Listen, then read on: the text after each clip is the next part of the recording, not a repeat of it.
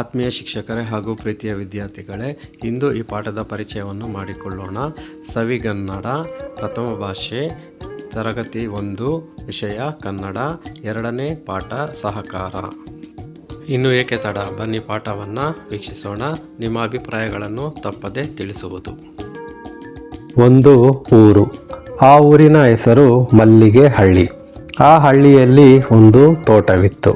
ಆ ತೋಟದಲ್ಲಿ ಒಂದು ಕೋಳಿ ತನ್ನ ಮರಿಗಳ ಜೊತೆಯಲ್ಲಿ ವಾಸವಾಗಿತ್ತು.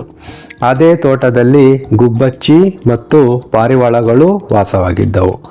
ಒಂದು ದಿನ ಕೋಳಿಗೆ ರಾಗಿಯ ಕಾಳುಗಳು ಸಿಕ್ಕವು.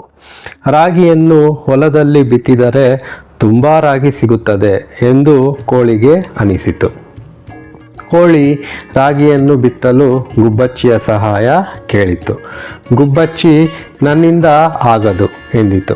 ಕೋಳಿ ಪಾರಿವಾಳದ ಸಹಾಯವನ್ನು ಕೇಳಿತು. ಅದು ನನ್ನಿಂದ ಆಗದು ಎಂದಿತು. ಕೋಳಿ ತನ್ನ ಮರಿಗಳನ್ನು ಹೂಡಿಕೊಂಡು ರಾಗಿಯನ್ನು ಬಿತ್ತಿತು. ಕೆಲವು ದಿನಗಳು ಕಳೆದವು. ರಾಗಿಯ ಪೈರುಗಳು ಬೆಳೆದು ದೊಡ್ಡದಾದವು. ರಾಗಿಯ ಪೈರಿನಲ್ಲಿ ತೆನೆಗಳು ಬಿಟ್ಟವು. ಆ ತೆನೆಗಳನ್ನು ಕೊಯ್ಯುವ ದಿನ ಬಂದಿತು.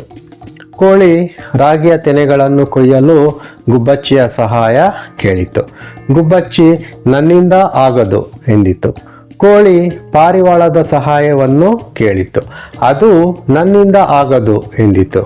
ಕೋಳಿ ತನ್ನ ಮರಿಗಳನ್ನು ಕೂಡಿಕೊಂಡು ರಾಗಿಯ ತೆನೆಗಳನ್ನು ಕೊಯ್ದಿತು. ಕಾಳುಗಳನ್ನು ಸಂಗ್ರಹಿಸಿ ಇಟ್ಟಿತು. ಒಂದು ದಿನ ಗುಬ್ಬಚ್ಚಿ ಮತ್ತು ಪಾರಿವಾಳಗಳಿಗೆ ತುಂಬ ಹಸಿವಾಯಿತು.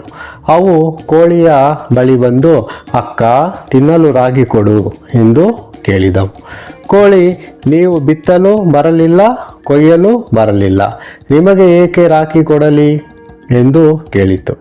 ಗುಬ್ಬಚ್ಚಿ ಮತ್ತು ಪಾರಿವಾಳಗಳಿಗೆ ತಮ್ಮ ತಪ್ಪು ತಿಳಿಯಿತು.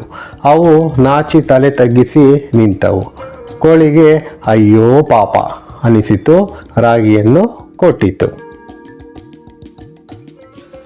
ಇದೇ ರೀತಿಯ ಹೆಚ್ಚಿನ ವಿಡಿಯೋಗಳಿಗಾಗಿ ದಯವಿಟ್ಟು ನನ್ನ ಪಾಠಶಾಲಾ ಯೂಟ್ಯೂಬ್ ಚಾನಲನ್ನು ಸಬ್ಸ್ಕ್ರೈಬ್ ಮಾಡ್ಕೊಳ್ಳಿ. ಹಾಗೂ ಈ ಚಾನಲ್ನಲ್ಲಿ ಬರುವಂತಹ ಎಲ್ಲ ವಿಡಿಯೋಗಳನ್ನು ದಯವಿಟ್ಟು ಶೇರ್ ಮಾಡಿ, ಲೈಕ್ ಮಾಡಿ ಹಾಗೂ ಕಾಮೆಂಟ್ ಮಾಡೋದನ್ನು ಮಾತ್ರ ಮರ್ತೋಗಬೇಡಿ. ಧನ್ಯವಾದಗಳು.